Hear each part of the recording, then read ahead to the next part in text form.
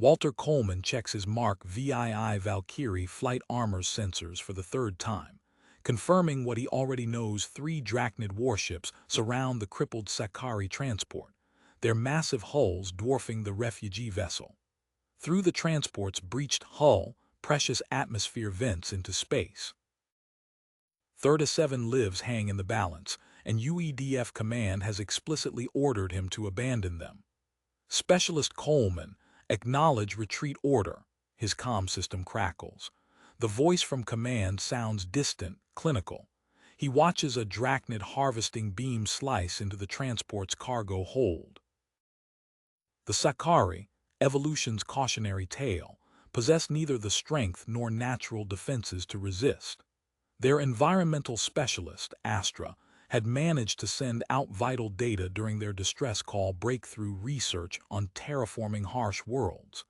Data that could accelerate human colonization efforts by decades. His Valkyrie armor hovers silent in the void, designed for single-pilot combat operations, not rescue missions. The math doesn't work. 37 survivors, including children, all requiring specialized environmental suits, and nowhere to put them. The transport's life support systems flash critical warnings across his HUD. 1 hour, 53 minutes remaining. The nearest UEDF reinforcements are 4 hours away at maximum FTL speed. Too late. A Drachnid warship adjusts course, its weapon systems tracking his position. Coleman engages his armor's stealth systems, but knows it's futile. They've already spotted him. The raiders' reputation for overwhelming force is well-earned. Their ships bristle with enough firepower to vaporize him in seconds. Through the transport's viewport, he spots movement: small figures pressing against the glass. Children. Their bodies, adapted for their homeworld's gentle environment, appear fragile even at this distance. The Sakari are known throughout the galaxy as the species that evolution forgot, too weak to thrive anywhere but their own carefully controlled habitats. Coleman's hand tightens on his flight controls. The Drachnid ships move to surround him, their weapons charging. Command's orders echo in his mind, non-essential to human interests. Retreat immediately. He runs combat calculations through his armor's tactical system. The odds of surviving an engagement with 3 Drachnid warships while attempting a rescue are astronomically low. His Valkyrie armor, though state-of-the-art, was never designed for this scenario. The Sakari transport's hull groans, another section buckling under the stress. Life support. 1 hour, 51 minutes. The Drachnid ships draw closer, their intentions clear.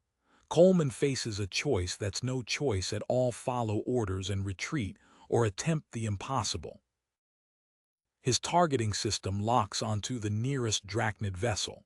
The Valkyrie's weapon systems hum to life, power building in its frame. Evolution may have forgotten the Sakari, but today, humanity remembers. Coleman's targeting systems highlighted weak points across the Drachnid warship's hull as his sensors collected data. The vessel's triangular formation created microscopic gaps in their sensor coverage, gaps a Valkyrie's suit could exploit. His armor's diagnostic display flickered as he activated the experimental Void Shadow stealth system. Power reserves immediately began to drop, but the energy signature masking would buy him precious seconds. Last warning, specialist. Return to base immediately. Master Sergeant Jenkins's voice crackled through the comm. Coleman's hands moved across his suit's controls, accessing the repair systems. With respect, Sergeant, I can't do that. He launched a spread of modified repair nanites into space. The metallic particles dispersed in a glittering cloud between the Drachnid ships. Their sensors would register dozens of phantom signatures. As predicted, the Drachnid vessels adjusted position, their targeting systems attempting to compensate for the false readings. Coleman fired his thrusters, sliding through their sensor blind spot toward the damaged transport's hull breach. Inside the ship, emergency lighting cast crimson shadows across twisted corridors. His suit's sensors detected movement ahead. A slender figure emerged from behind a fallen support beam. "I am Captain Voss," the Sakari male said, his voice calm despite the circumstances. "We have 93 minutes of atmosphere remaining." Coleman nodded. "How many survivors?" 37. "Most are in the cargo hold." Voss's large eyes reflected the emergency lights. "The children cannot survive exposure to your atmosphere." Coleman accessed his suit's environmental controls. "My armor can generate a containment field modified shield emissions to maintain your atmospheric requirements, but it'll leave us vulnerable to weapons fire." A thunderous vibration shook the ship. Through the hull, plasma cutters cast orange light as the drachnids began forcing their way into the cargo hold. "Time's up," Coleman said. "Captain, gather your people, quick and quiet." While Voss moved ahead, Coleman's suit AI identified a data node containing Dr. Astra's research. The terraforming breakthroughs could revolutionize human colonization efforts. His hand hovered over the terminal. Another explosion rocked the ship. The choice was made: lives first, data second. He could return for it if they survived. The cargo hold contained 35 Sakari huddled together, including 11 children. Their slight frames trembled as Coleman approached. Dr. Astra stood among them, her research tablet clutched to her chest. "The drachnids will breach this section in approximately 2 minutes, Coleman announced. "I'm modifying my suit's shield emitters to create a sustainable atmosphere for you. We'll need to stay close together." His armor's power reserves showed 7 to 5 minutes until critical systems failure. The shield modifications would drain energy faster than normal operation. "Specialist Coleman." Jenkins's voice returned, softer now. "A court-martial awaits if you proceed. However, sending tactical data on drachnid vessel vulnerabilities. Unofficial, of course." The new targeting information populated his HUD as he reconfigured his shield emitters. The modified field sprang to life, a shimming bubble of precisely mixed gases extending from his armor. "Everyone inside the field," Coleman ordered. "Stay within 2 meters of my position. We move as one unit." The Sakari pressed close, their bodies light enough that his suit's mobility remained largely unaffected. Dr. Astra approached last, still gripping her tablet. "The research," she began. "We'll come back for it if we can," Coleman said. "Right now, we focus on survival." The cargo hold's outer door began to glow orange as drachnid cutting tools bore through the metal. Coleman's tactical display highlighted 3 possible escape routes, each requiring precise timing and minimal margin for error. The modified shield field hummed around them as Coleman activated his weapons systems. 7 to 3 minutes of power remained. The drachnid ships loomed outside, their weapons charged and waiting. His suit's targeting computer analyzed the new tactical data from Jenkins, identifying previously unknown weaknesses in drachnid hull design. The odds were still astronomical, but slightly less impossible than before. Coleman's tactical display highlighted structural weak points throughout the transport's corridors. He accessed his armor's shield modification protocols, fingers dancing across the holographic interface. "Captain Voss, I need specifics on your atmospheric requirements, exact compositions." The Sakari captain transmitted the data directly to Coleman's systems. The numbers scrolled across his HUD, a complex mixture of gases at precise ratios and pressures. His armor's AI began calculating the necessary shield modifications. "Activating emergency atmospheric corridors," Coleman announced. His armor hummed as the shield emitters reconfigured, projecting a network of interconnected environmental bubbles through the transport's hallways. Power reserves immediately dropped to 65%. Dr. Astra stepped forward, her tablet's screen flickering. "The research data, we cannot lose it." Coleman nodded, connecting to the tablet systems. "Initiating transfer now. 15 minutes for complete download." The deck plates vibrated as drachnid cutting tools bore through the outer hull.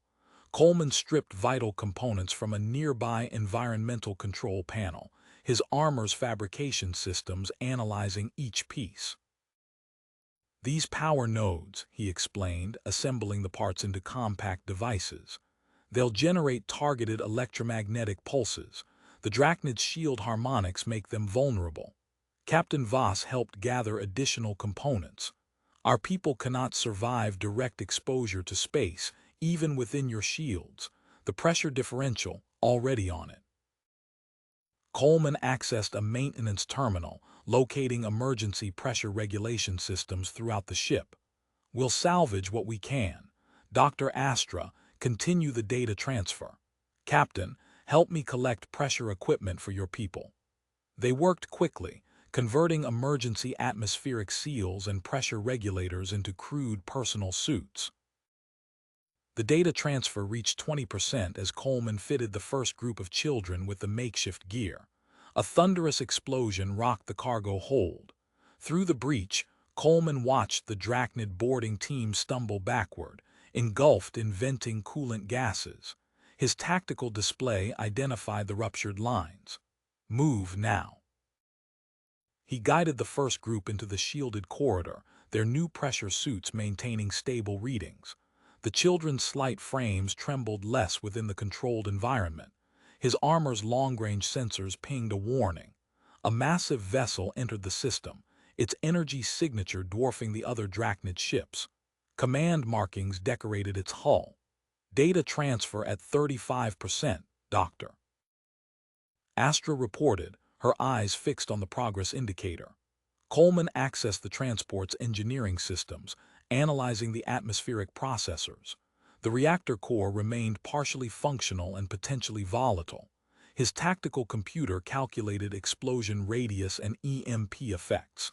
The Drachnid command ship's weapons charged, energy readings off the scale. Time remaining until arrival. 18 minutes. One of the Sakari children stumbled, skin paling. Coleman's sensors detected increasing toxicity in the environmental field. The makeshift solutions were failing. Adjusting shield harmonics, he announced, fine-tuning the atmospheric mixture. The child's readings stabilized, but power reserves dropped another 5%. More Drachnid cutting tools pierced the hull as the data transfer reached 45%. Coleman positioned his improvised EMP devices near critical junctions, while guiding another group of survivors through the pressurized corridors.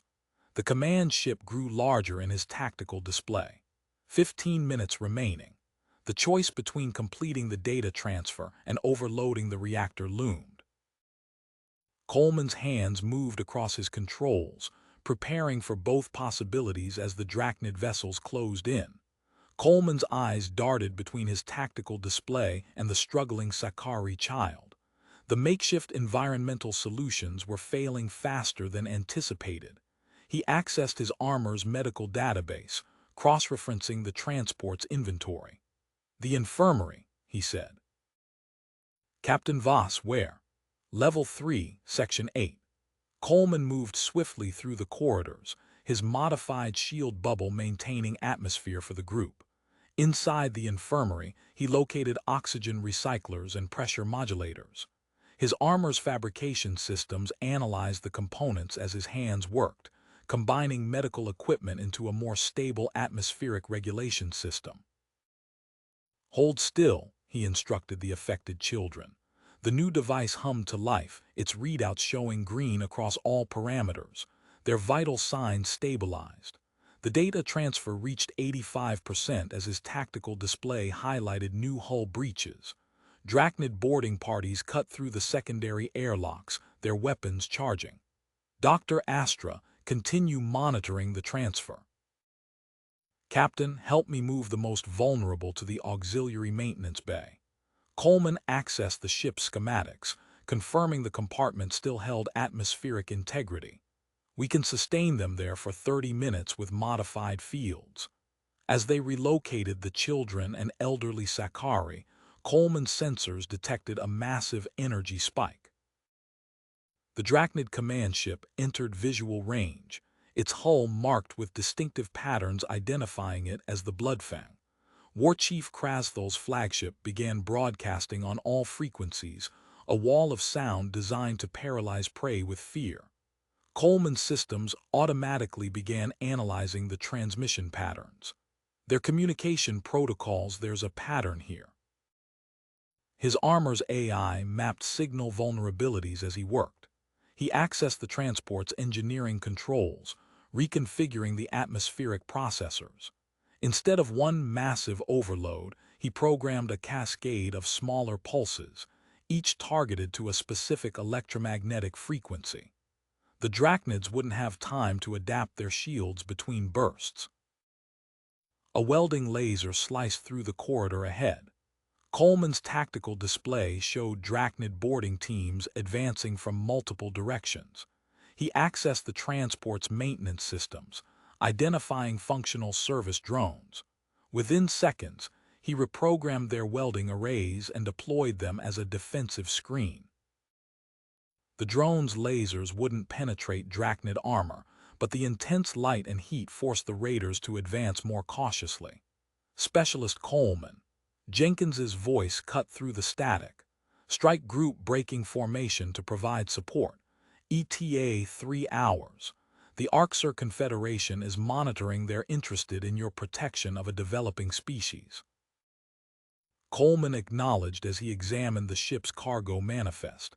His eyes locked onto an entry, helium-3 fuel cells, meant for the Sakari colony. Dr. Astra, transfer status, 92%. The remaining data contains critical atmospheric stabilization protocols. His armor's power reserves flashed a warning. The environmental containment fields showed increasing strain, microscopic fractures developing in the energy matrix. He began separating the transport's habitable sections, using his engineering systems to create sealed compartments. The Bloodfang's weapons charged, its energy readings exceeding his armor's measurement capabilities. The other Drachnid ships moved to standard containment positions, creating their capture net.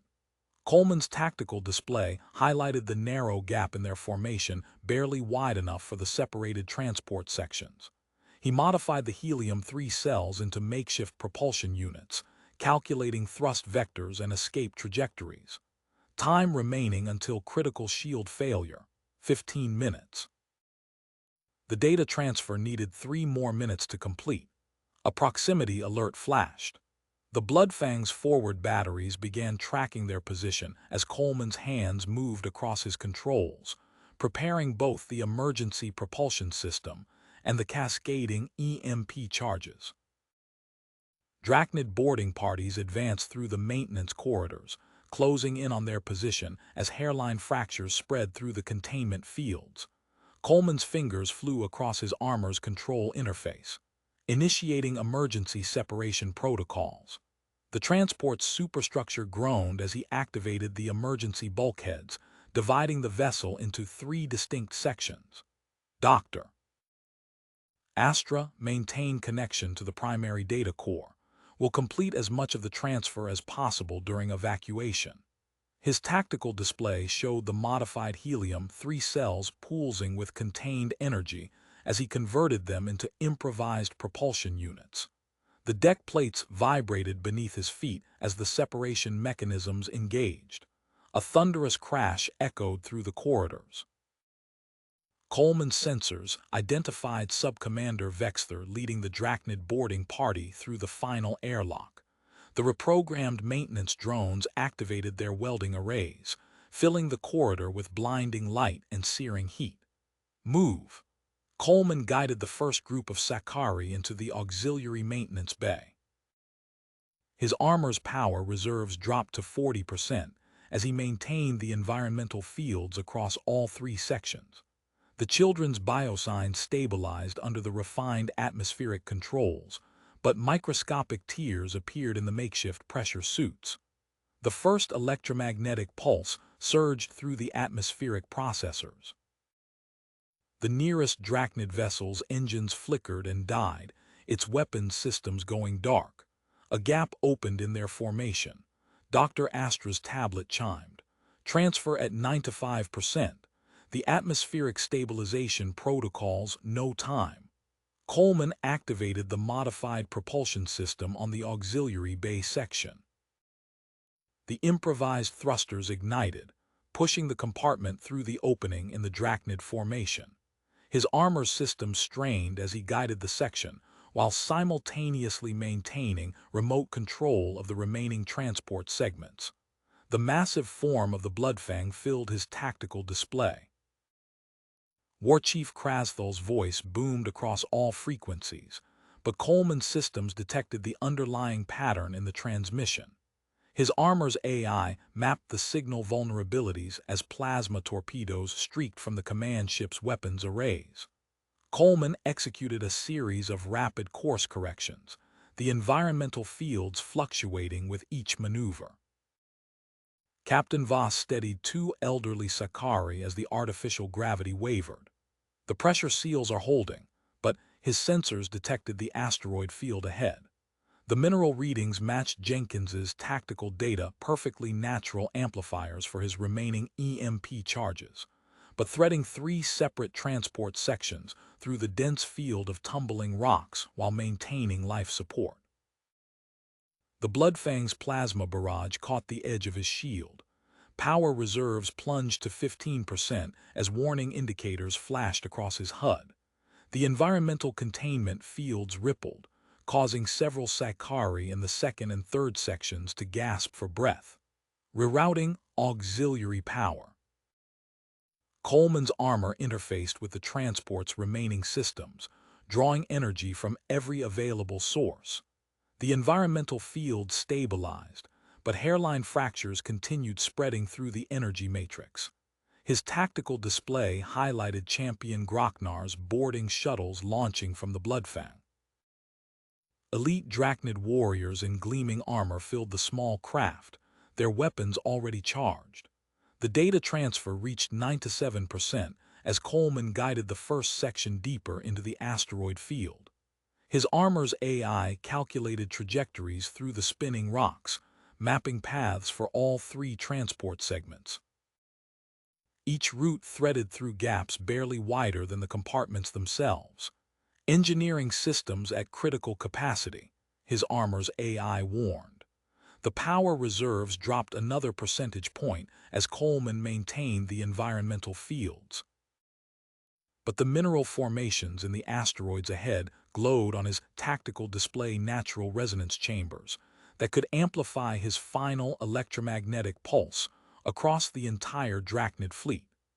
The Bloodfang's elite squadrons closed in as Coleman navigated through the field. His armor systems pushed far beyond their design specifications, struggling to protect the scattered groups of survivors while executing the precise maneuvers required to avoid the tumbling rocks. The next few moments would determine whether any of them survived. Champion Groknar's boarding shuttles accelerated through the asteroid field, their weapons charging as they pursued the separated transport sections. Coleman's tactical display showed him the optimal position ahead a cluster of mineral-rich asteroids that could serve as the perfect focal point for his remaining EMP charge. But reaching it meant threading all three groups of survivors through the densest part of the field, with his armor's power reserves dropping and the Drachnid elite in pursuit. Coleman's eyes swept across his tactical display, analyzing the mineral composition readings from the asteroid field. The high magnetite concentration sent his sensors into overdrive. He accessed the transport's remaining fabrication systems, redirecting them to process debris into makeshift magnetic grapples. Captain Voss, maintain course through Section Delta 7, he instructed, fingers flying across his armor's control interface. Dr. Astra status, 98%. The core algorithms are still compiling. The first magnetic grapple launched, anchoring their section to a massive asteroid. Coleman positioned the three transport sections in a triangular pattern, mirroring the Drachnid tactical formation. His armor's power indicator flashed another warning as he reconfigured the modified helium-3 cells. Environmental breach in Section 2. Captain Voss's voice crackled through the comm. The children, initiating power rotation. Coleman diverted energy from his armor's AI and long-range systems, creating a sequence of protective bubbles.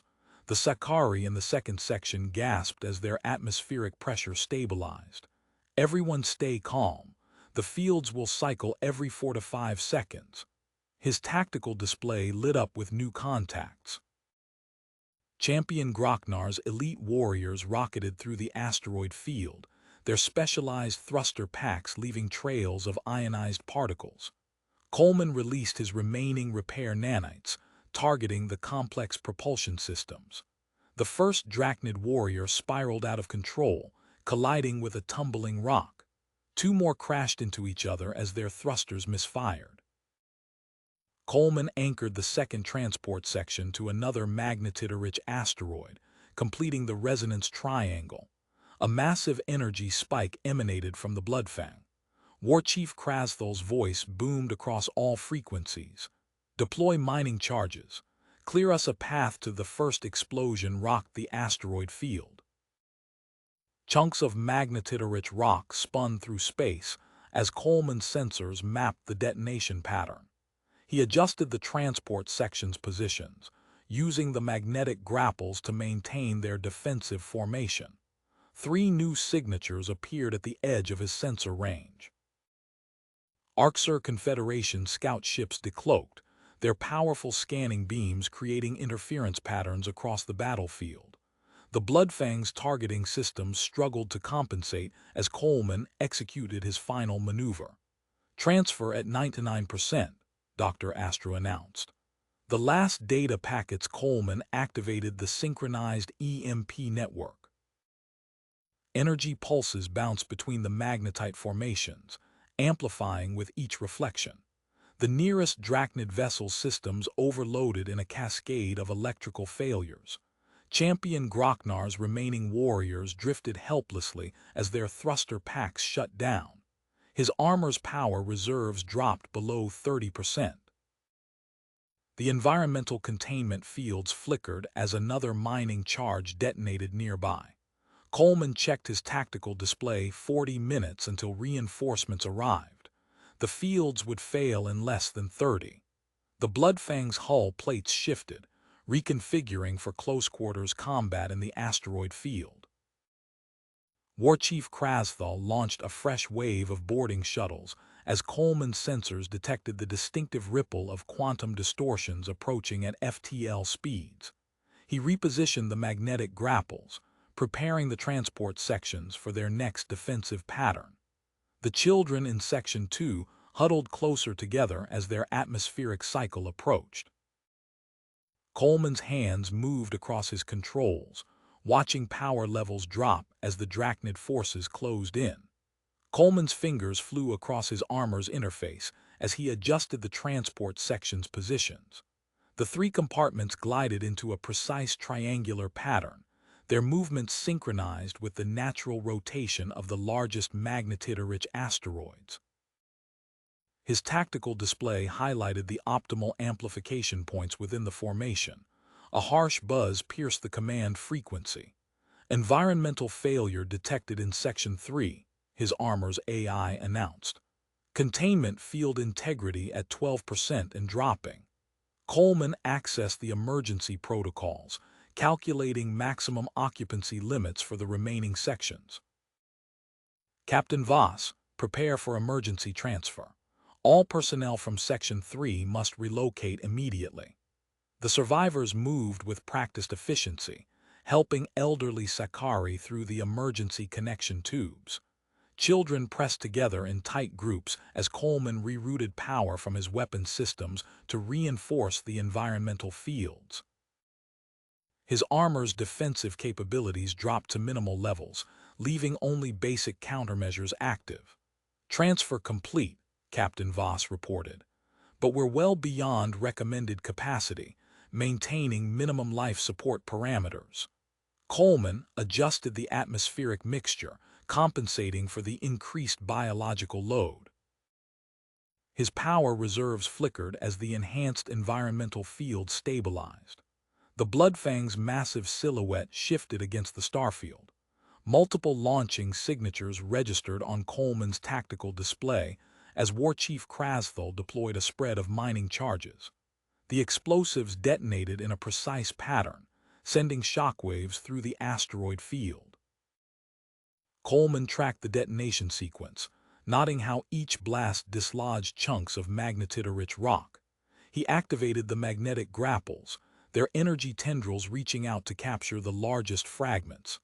The tumbling asteroids responded to his careful manipulations, forming a crude but effective barrier around the transport sections. Transfer at 99.5%, Doctor. Astra announced, her voice steady despite the overcrowded conditions. The Arxer scout ships maintained their position at the edge of the battlefield, their sensor beams creating complex interference patterns. Coleman's tactical display showed the Drachnid targeting systems struggling to compensate. The scout ships' emissions interacted with the magnetite deposits, generating localized magnetic distortions that further disrupted enemy weapons locks. Champion Groknar's second wave of elite warriors approached in specialized boarding pods. The armored vessels weaved through the asteroid field, their enhanced guidance systems adjusting for the natural hazards. Coleman observed their approach vector, calculating the optimal timing for his countermeasure. He released the engineered EMP pulse just as the largest asteroids rotated into position. The electromagnetic wave bounced between the magnetite formations, growing stronger with each reflection. The boarding pod systems overloaded in rapid succession, leaving Drachnid warriors stranded in space. Coleman's armor reported 25 minutes of power remaining for environmental systems. He secured additional magnetic grapples to the disabled boarding pods, incorporating them into his defensive network. The stable framework helped maintain precise positioning for both transport sections. Dr. Astra's tablet chimed. Transfer complete. All data secured. Before Coleman could acknowledge, his sensors detected an incoming electronic attack. The Bloodfang unleashed a sophisticated interference pattern designed to destabilize human environmental systems. Coleman's containment fields fluctuated as the attack probed for vulnerabilities. He adjusted the field frequencies in real time, staying ahead of the Drachnid attempts to breach his life support systems. Each modification required intense focus as he balanced power consumption against protection requirements. Coleman, Master Sergeant Jenkins's voice crackled through the static. QRF encountered heavy resistance in Sector 7. Arrival delayed by 15 minutes minimum. Coleman accessed his armor's fabrication systems, directing his remaining repair nanites to construct emergency environmental suits. The microscopic machines began converting debris and spare materials into crude but functional life support equipment. His tactical display lit up with new movement. The Drachnid fleet shifted into an attack formation, their ships aligning with natural gaps in the asteroid field. Energy readings from the Bloodfang's primary weapons exceeded all previous measurements as War Chief Krasthul prepared for a final assault. Coleman reinforced his defensive grid, using the magnetite-rich asteroids to create overlapping fields of electromagnetic interference. His armor's power levels continued to drop as he maintained the delicate balance between protection and life support. The fabrication systems worked steadily, converting more debris into emergency equipment as the Drachnid fleet charged their weapons. Weapons systems. Coleman accessed his armor's engineering interface, targeting the outer plating sections.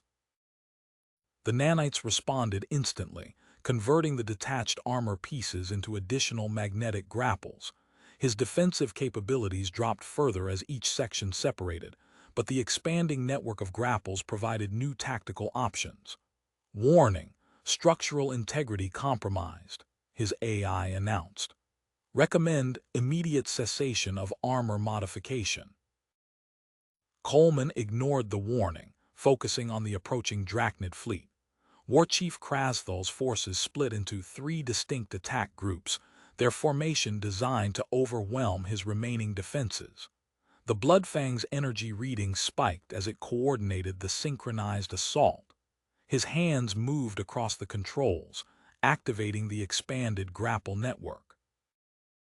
Magnetoid-rich asteroids responded to his commands, accelerating along calculated trajectories. The first projectile struck a Drachnid cruiser's bow, forcing it to break formation. Two more rocks followed, their paths intersecting perfectly with the enemy's evasion routes.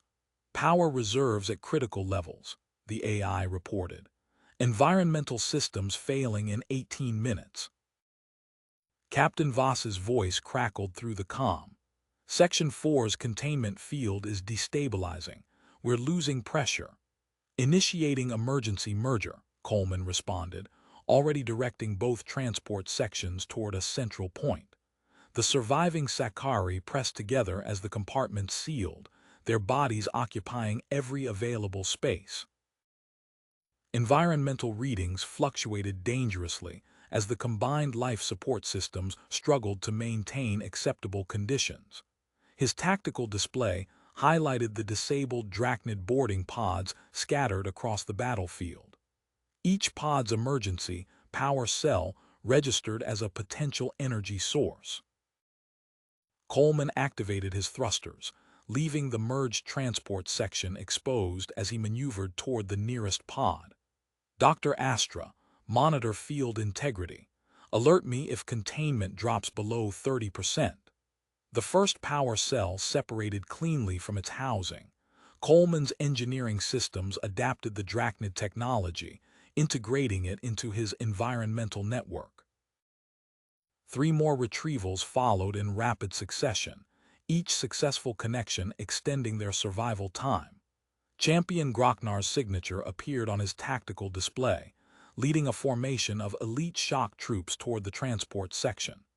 Coleman triggered his prepared countermeasure, detonating strategic grapples to create a dense field of tumbling debris. The Drachnid warriors adjusted their approach vectors, falling into predictable patterns as they avoided the larger fragments. Coleman launched precisely aimed asteroids through his calculated firing solutions. 2 Drachnid soldiers spiraled away, their armor breached by high-velocity impacts. 3 more found themselves trapped between converging rocks, their thrusters insufficient to escape the natural gravity wells. The Bloodfang's hull plates shifted again, exposing its primary weapon array. Energy readings exceeded all previous measurements as the massive ship settled into a fixed position. Coleman's sensors analyzed the charging sequence 3 minutes until full power.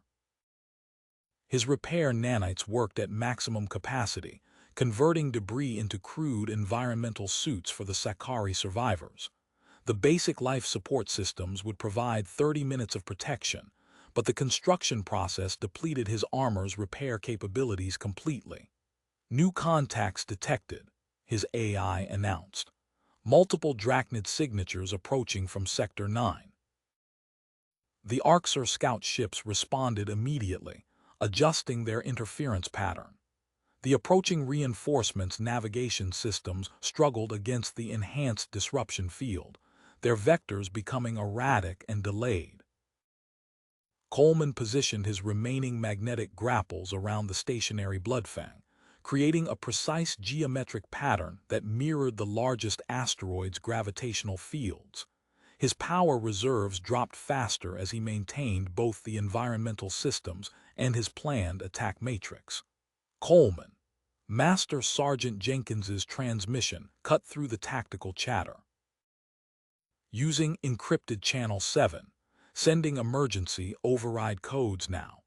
The data packet contained classified protocols for his armor's power management system.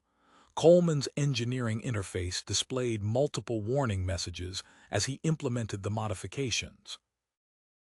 His armor's diagnostic systems reported cascading damage throughout its core systems, but the power output increased beyond standard limitations. The Bloodfang's weapon charge reached 70%.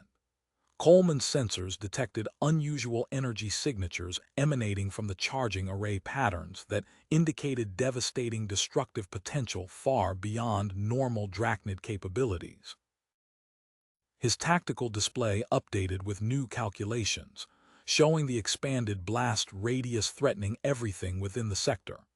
He activated the enhanced grapple network, watching as asteroids began moving according to his carefully plotted trajectories. The Bloodfang remained stationary, its weapon charge approaching critical levels as Coleman's trap closed around it. His armor systems reported increasing damage from the sustained power output, components failing as they operated far beyond design specifications. The weapon charge reached 90% as the first wave of asteroids accelerated toward their targets. Coleman's tactical display showed 9 minutes of operational time remaining before total system failure. The environmental suits were ready, but the merged transport section's atmospheric conditions continued to deteriorate under the strain of supporting so many survivors. Warning indicators filled his visual field as the Bloodfang's weapon reached 95% charge. The ship's defensive screens powered up, creating a barrier between Coleman's approaching asteroids and their target. His armor's power fluctuated dangerously as he executed the final phase of his attack plan. Coleman executed the final command sequence just as the Bloodfang's weapon charge reached 97%. The magnetic grapples activated in perfect synchronization, their energy fields interlocking across the asteroid field. Massive chunks of magnetite-rich rock responded to his carefully calculated gravitational manipulations, accelerating along predetermined vectors. His tactical display flickered as another armor subsystem failed. The power surge from Jenkins's modifications burned through circuit pathways, leaving spreading damage in its wake. Coleman's visual feed showed the first wave of asteroids impacting the Bloodfang's shields, each collision releasing bursts of energy that rippled across the defensive barrier. Power redistribution detected, his AI reported. Bloodfang charging sequence interrupted. War Chief Krasthal's flagship diverted energy from its weapon array, attempting to reinforce its failing shields. Building-sized rocks slammed into the barrier, each impact weakening the overtaxed defensive systems. Secondary explosions bloomed along the vessel's hull as debris penetrated the outer armor layers. Environmental containment at 18%, Dr. Astro announced. Activating emergency suits now. The fabricated survival equipment engaged automatically, sealing around groups of Sakari survivors as the transport section's atmosphere became unstable. Coleman watched the suit diagnostics scroll across his display, confirming 30 minutes of life support per unit. The Arxer scout ships adjusted their positions, their sensor emissions creating a clear corridor through the battlefield. Coleman's tactical systems detected the approaching human fleet at the sector's edge, but the reinforcements remained beyond weapons range.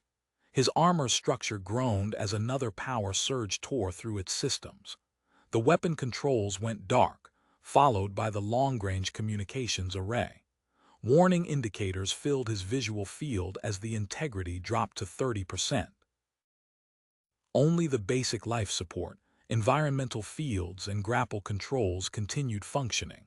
A massive energy discharge erupted from the Bloodfang's bow. The focused shield burst expanded outward, disrupting the magnetic fields controlling Coleman's asteroid trap.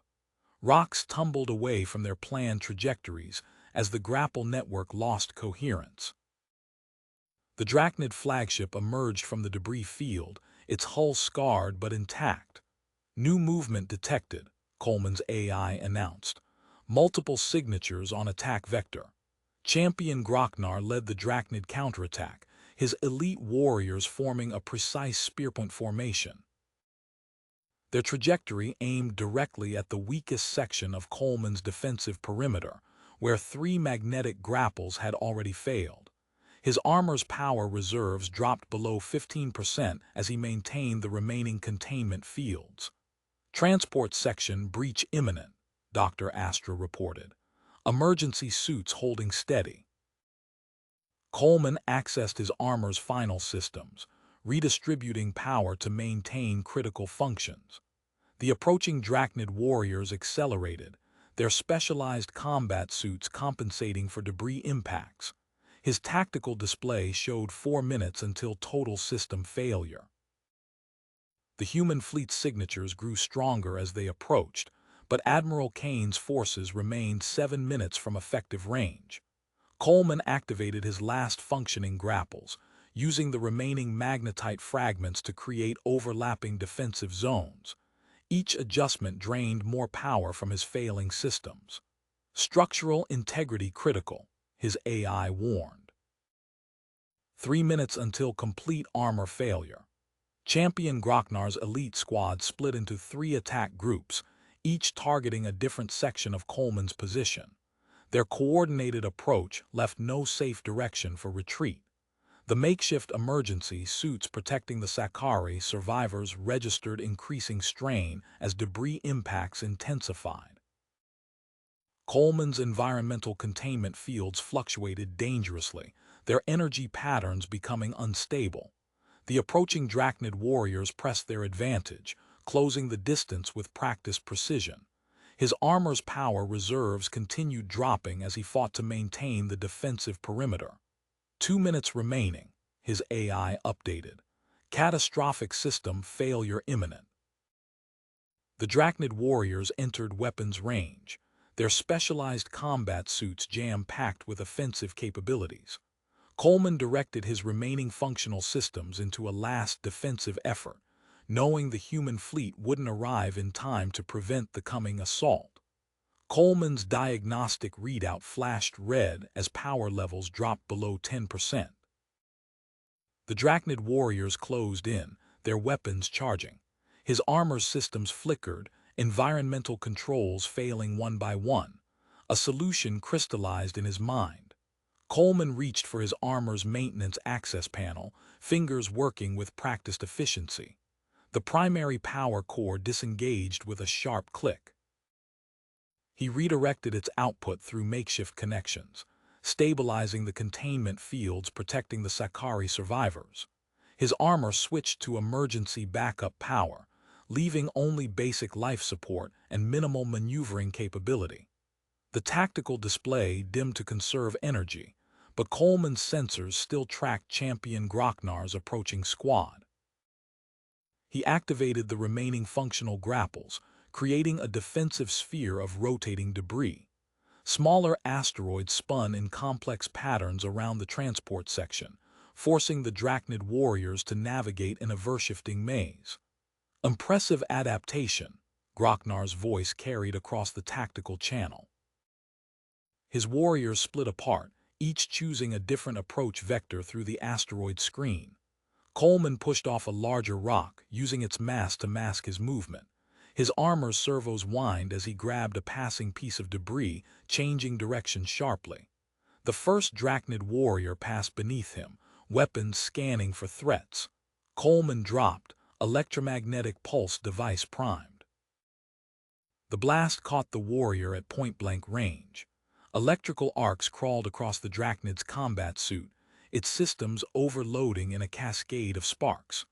2 more warriors converged on Coleman's position, but he had already launched himself toward another asteroid cluster. His armor's joints protested as he executed a rapid spin, avoiding a barrage of energy bolts. Another warrior moved into position, tracking Coleman's trajectory. The EMP detonated, catching both attackers in its radius. Their suits drifted powerless through the debris field. Enough! War Chief Krasthol's transmission cut across all channels. Stand down, warriors. We witness valor worthy of recognition. The remaining Drachnid soldiers halted their attack, weapons powering down. Coleman's armor registered multiple system failures, but the containment fields holding the Sakari remained stable. New signatures appeared on his tactical display. The human fleet emerged from hyperspace, led by the UEDF heavy cruiser, humanity's pride.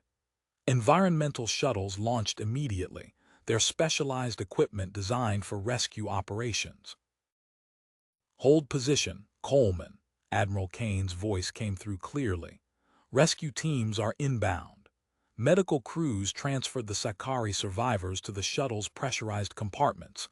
Dr. Astra coordinated with the rescue teams, ensuring proper atmospheric conditions for each group. Engineering specialists downloaded the research data from Coleman's failing systems.